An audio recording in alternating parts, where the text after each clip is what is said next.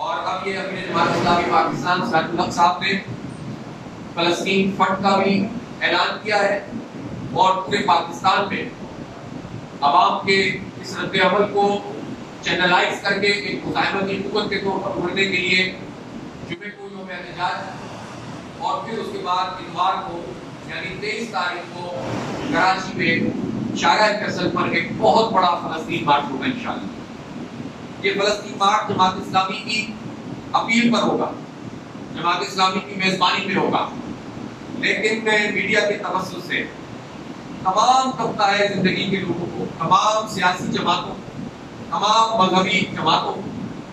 اور تمام جو ایکٹیوسٹ ہیں سول سوسائٹی کے، ان کو، وزراء کو، علماء کو، طلباء کو، مزدوروں کو اور ہر طبقہ زندگی، تاجروں کو ہم سب سے رابطہ بھی کریں گے، سب کے پاس جائیں گے بھی انشاءاللہ اور ان سے ایک جیسا اپیل بھی کریں گے۔ وقت بھی کم ہے تو ہر ایک کے پاس نہیں پہنچا جا سکتا،